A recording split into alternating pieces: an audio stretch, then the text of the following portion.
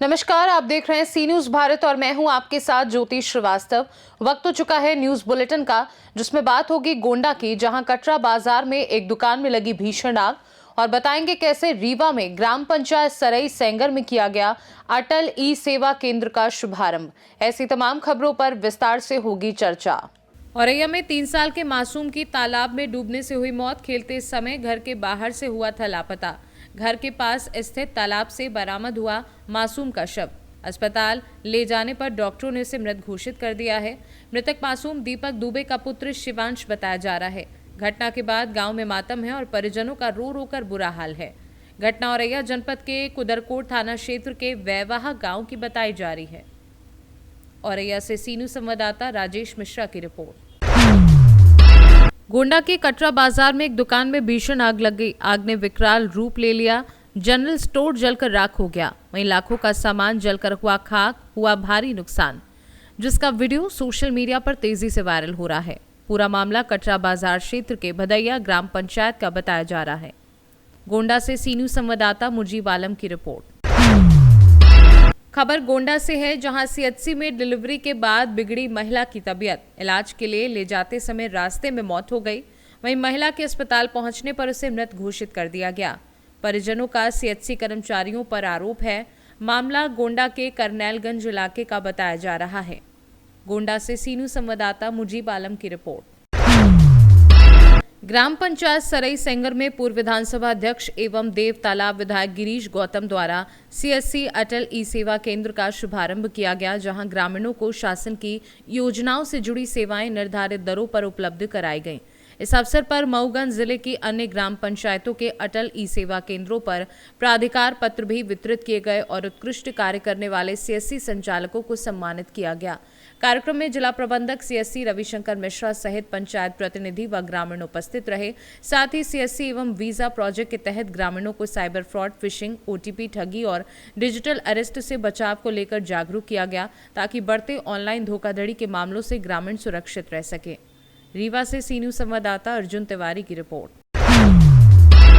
रीवा के नवीन न्यायालय परिसर में अधिवक्ताओं ने पार्किंग और मूलभूत सुविधाओं की कमी के विरोध में जमकर प्रदर्शन किया, नारेबाजी की और कामकाज ठप कर दिया। उनका आरोप है कि पिछले 4 महीनों से उनकी समस्याएं प्रशासन तक पहुंचाई जा रही हैं, लेकिन कोई ठोस समाधान नहीं हुआ।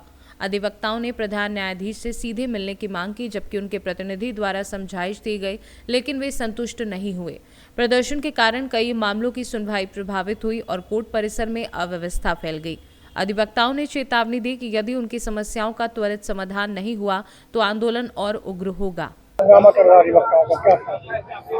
हंगामा इस न्यायालय में जब से न्यायालय यहाँ स्थापित हुई है तब से कुछ न कुछ हो ही रहा। अधिवक्ताओं के लिए बैठने की व्यवस्था आज तक समुचित रूप से नहीं हुई।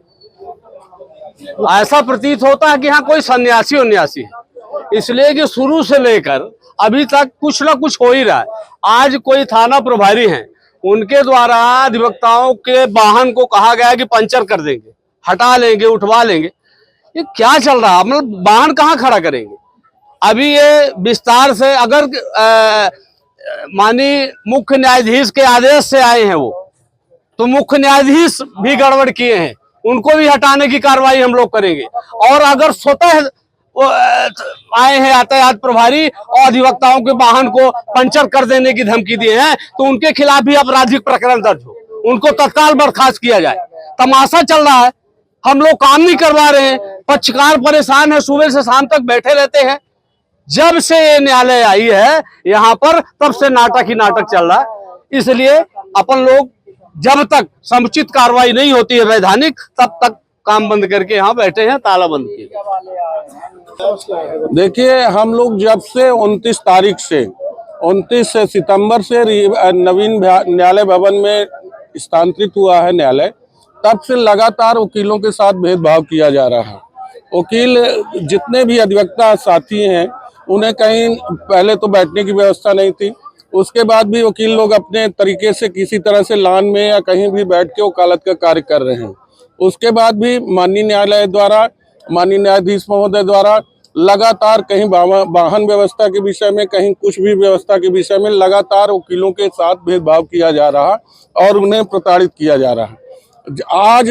आज की तत्कालीन घटना यह थी कि 2 बजे लंच के समय में एक यातायात डीएसपी थे, यातायात प्रभारी की गाड़ी आई और वो मुनादी टाइप करने लगी, जैसे राजा महाराजा के समय में होता था कि अधिवक्ता न्यायालय परिसर के अंदर, अब उनको किसके संरक्षण से आए या किसके आदेश से आए मुझे इसकी जानकारी नहीं है, लेकिन उन्होंने लगातार यह वो किया कि जिसकी भी परिसर में गाड़ी खड़ी है उसके खिलाफ चालान पेश कर दिया जाएगा और उनके खिलाफ जुर्माना किया जाएगा। सब लोग अपनी अपनी गाड़ी हटा दें और लगातार अधिवक्ताओं को धमकाया जा रहा था, अधिवक्ताओं का नाम लेके कि ये अधिवक्ताओं की गाड़ी अगर खड़ी है, अधिवक्ता लोगों की गाड़ी खड़ी है तो आप लोग हटा लीजिए, जबकि ऐसी कोई दिक्कत नहीं थी। पूरा परिसर खाली था। माननीय न्यायालय ने जिस दिन बम की घटना के विषय में हुआ था उस दिन से हम लोग न्यायालय की व्यवस्था के लिए काफी थे। हम लोगों के बुजुर्ग अधिवक्ता भी हैं, उनकी भी गाड़ियां नहीं जा रही थी, सीनियर एडवोकेटों की भी गाड़ी नहीं जा रही थी।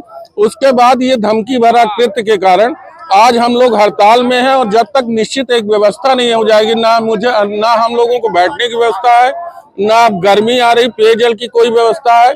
ठंडी में भी देख लीजिए कहीं भी पेयजल की व्यवस्था नहीं है, अन्न भी नहीं। यहाँ देख लीजिए आप लोग, पूरा यहाँ चारा और जंगल है। अभी अधिवक्ता संघ के द्वारा ये चारा और जंगल हटा के किसी तरह हम लोगों को बैठने की व्यवस्था और वाहन खड़ा करने के लिए किया गया।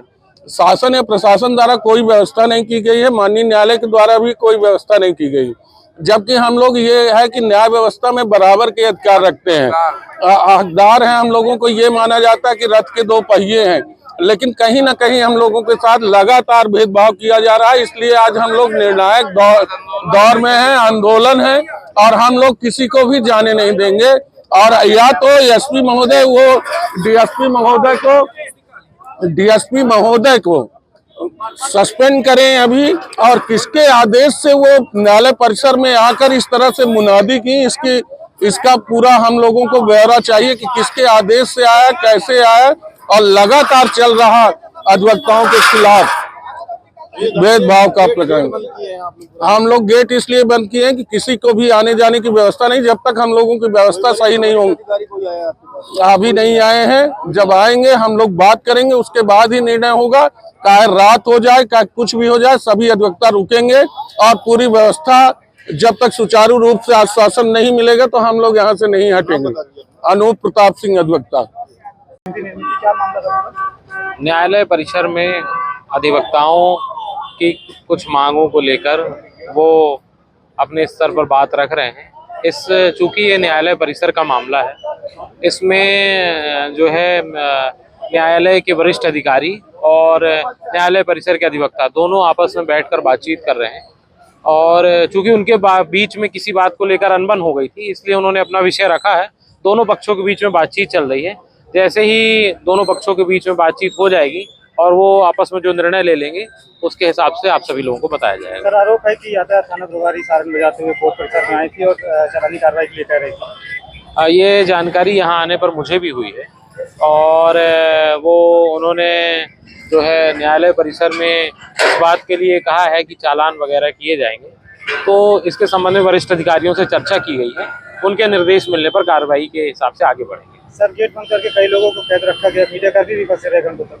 हाँ, न्यायालय परिसर में अधिवक्ताओं ने कुछ देर तक गेट बंद रखा है, जिसमें पब्लिक, मीडिया और ये सभी लोग जो है बाहर नहीं आ पाए, और इसके लिए पुलिस ने भी बीच बीच में प्रयास किया, लेकिन अधिवक्ताओं ने बात नहीं मानी। रीवा से सी न्यूज संवाददाता अर्जुन तिवारी की रिपोर्ट। न्यूज बुलेटिन में फिलहाल के लिए इतना ही। बने रहिए सी न्यूज भारत के साथ। हर खबर आपके साथ, आपके हाथ।